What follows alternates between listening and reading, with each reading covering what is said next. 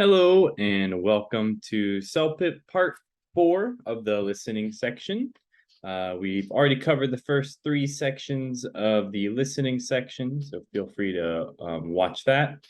If you haven't, it's okay, but we can move on to part 4 now.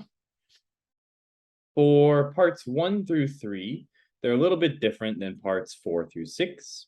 The differences as a CELPIP instructor that I have learned, and as you can take as a test and find out, is parts 1 through 3 are going to be presented with the questions one at a time where you hear the audio, and then you have to answer based on that. Parts 4 through 6 are actually going to be presented to you all at once, right? So part 4, all of the questions will be shown in front of you after listening to the audio, okay? So just keep that in mind as you're moving from the first half of the listening section to the second half. The structure of the questions will be a little bit different, and then you'll have 3 or 4 minutes to answer those questions, okay? So just keep that in mind. There'll be a timer on the top right, so you don't have to worry about how much time. It'll be right there, so you can manage time properly. All right, so let's go ahead and get into it, and we can take a look here also at these instructions to let us know, and then after that, we can also see the prompt. So it says, you will hear a news item once. It is about 1.5 minutes long. Then 5 questions will appear. Choose the best way to complete each statement from the drop-down menu. Okay, so here you are. You'll hear a news item about a unique medical procedure. Okay, so let's start with our notes.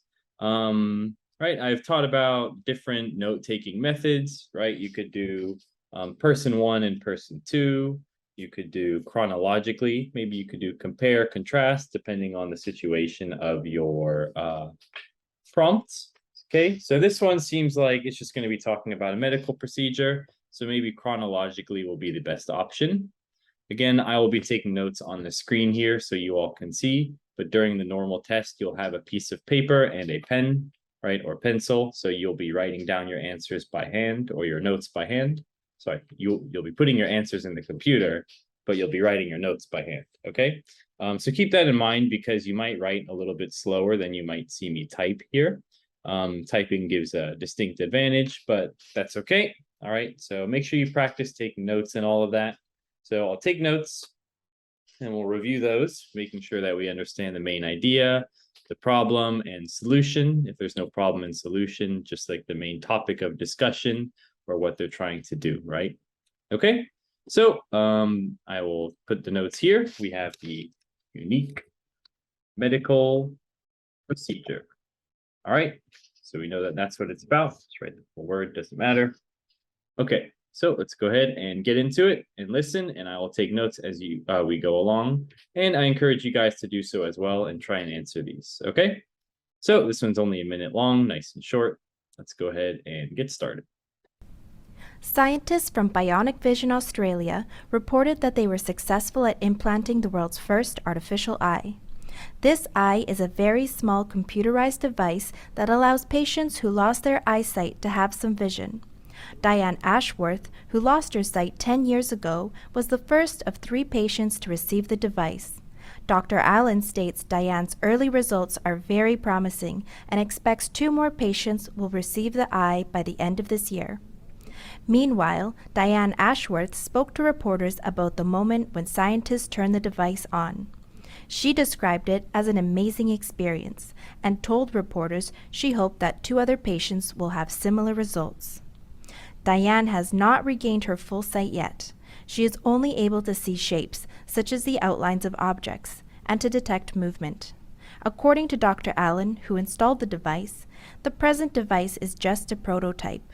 The prototype will be switched for a much better and clearer artificial eye in 3 more years. All right. There we are. So here's our notes, pretty basic. Okay, not too much to go through. I would say as we're moving on, right, just like every section in most of these standardized tests, right, you're going to get progressively more difficult.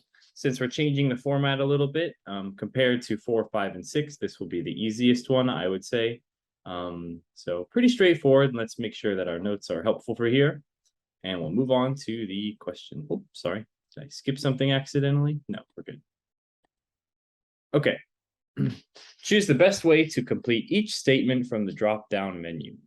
All right, so as you can see here, it's going to be similar to the reading section where you have questions with the drop-down menu and you have to pick the correct answer. Okay. So for me, obviously we can just run through each of these questions and either we can answer it by memory or from our notes, or what I like to do sometimes just to verify that what I'm thinking is correct is before looking at the options, I consider a little bit about what the correct answer might be, right? So the news item is about, I would say it's about a new electronic eye that can be replaced. So let's see if there's any options that align with that. An Australian doctor, doesn't seem like it. A medical breakthrough, yeah. An eye disease, I think it's more about the new product rather than the problem. Okay, and then a computer program, I would say no. So I would answer a medical breakthrough for sure. All right, so this one's just kind of a general idea kind of question, making sure you understand the basic of what was being talked about.